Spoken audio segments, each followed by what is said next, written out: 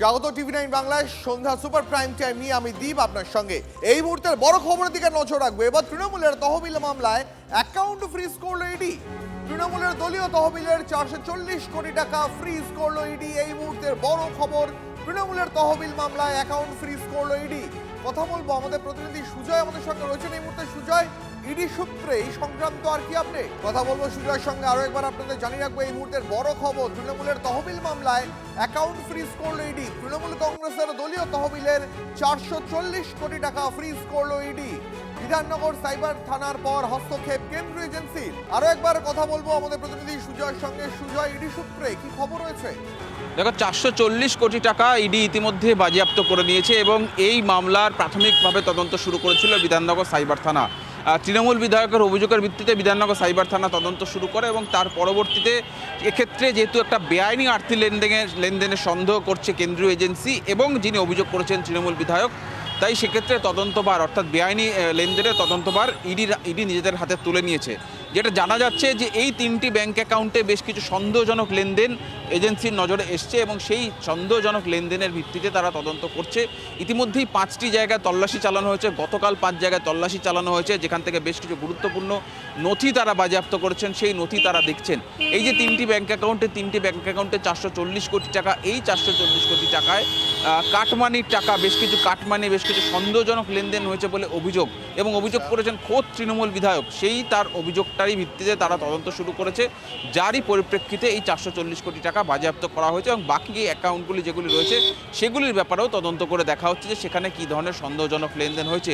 তৃণমূলের দলীয় তহবিল সংক্রান্ত বা তৃণমূলের দলীয় তহবিলের অর্থাৎ তৃণমূলের যে নিজস্ব ফান্ড প্রায় 19টি ব্যাংক অ্যাকাউন্ট রয়েছে, তার মধ্যে 3টি ব্যাংক অ্যাকাউন্ট থেকেই 440 কোটি টাকা পাওয়া গিয়েছে।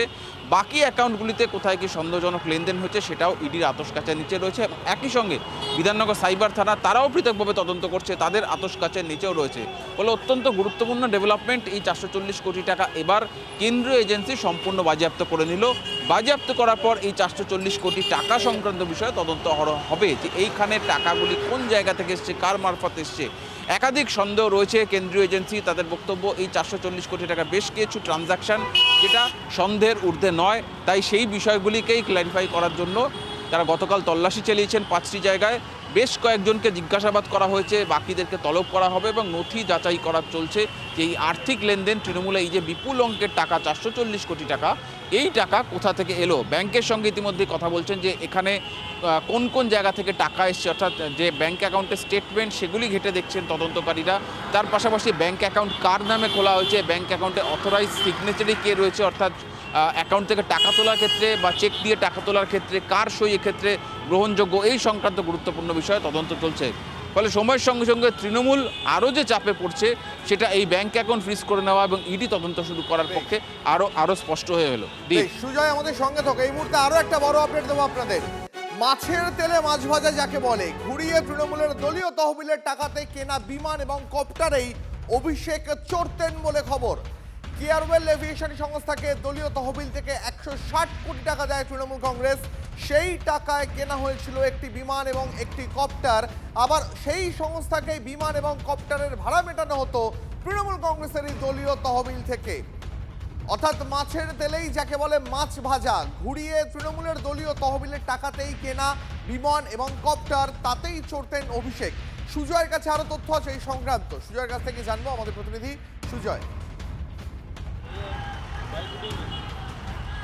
দেখো, 2023 থেকে 2026 এই আর্থিক বছরগুলিতে 160 কোটি টাকা অর্থাৎ 150 কোটি টাকারও বেশি, যে তথ্য আমরা গতকালই জানিয়েছি, এই টাকা তৃণমূলের এই তহবিল থেকে গিয়েছিল কেয়ারওয়েল এভিয়েশনের কাছে। দেখা যাচ্ছে কেয়ারওয়েল এভিয়েশন এই 160 কোটি টাকার মধ্যে 120 কোটি টাকা দিয়ে একটি প্রাইভেট জেট অর্থাৎ অল্প সিটের 7 থেকে 8 আসন বিশিষ্ট একটি বিশেষ বিমান, সেই বিমান কেনে এবং তার পরবর্তীতে বাকি টাকা অপর একটি দেশে পাঠানো হয়, সেখান থেকে কেনা হয় কপ্টার। এই বিমান এবং কপ্টার এই কেয়ারওয়েল এভিয়েশনের কাছে আগে ছিল না। তৃণমূলের অ্যাকাউন্ট থেকে টাকা যাওয়ার পর তারা এই ছোট বিমান এবং তারা কপ্টার কেনে এবং এই বিমানে চড়েই মমতা বন্দ্যোপাধ্যায় প্রাক্তন মুখ্যমন্ত্রী হিসাবে তিনি দিল্লি বা অন্য রাজ্যে যেতেন, অভিষেক বন্দ্যোপাধ্যায় দলের বা অন্য কাজে দিল্লি বা অন্যত্র যেতেন এই বিশেষ যে চার্টার বিমান এটাতে করে, এবং হেলিকপ্টারও কেনা হয়েছিল। সেই হেলিকপ্টারে চড়ে একাধিক নির্বাচনী সভা প্রচার জনসভায় গিয়েছেন অভিষেক বন্দ্যোপাধ্যায়, মমতা বন্দ্যোপাধ্যায়। আর এই যে টাকা, এই ক্ষেত্রে দেখা যাচ্ছে যে অ্যাকাউন্ট থেকে টাকা গেল 160 কোটি টাকা, আবার এই বিমান চড়া এবং কপ্টার চড়ার জন্য যে মাসের ভাড়া সেই টাকাটাও আবার তৃণমূল দিচ্ছে। দেখা যাচ্ছে এই যে জায়গাটা এখানে একটা। আমাদের সঙ্গে থাকো এই মুহূর্তে বিজেপির প্রধান মুখপাত্র দেবজিৎ সরকার রয়েছেন আমাদের সঙ্গে। দেবজিৎ বাবু, ব্যাক টু ব্যাক দুটো বড় খবর টিভি9 বাংলা এই মুহূর্তে ব্রেক করলো। ইডি তৃণমূল কংগ্রেসের দলীয় তহবিলের 400 কোটি টাকারও বেশি ফ্রিজ করে দিল, এবং আরও একটা বড় খবর যে দলীয় তহবিলের টাকা থেকে বিমান এবং কপ্টার কেনা হয়েছিল একটি সংস্থার নাম করে, কেয়ারওয়েল সংস্থার নাম করে, এবং তাতেই চড়তেন অভিষেক বন্দ্যোপাধ্যায়। তার ভাড়া দলীয় তহবিল থেকেই মেটানো হতো।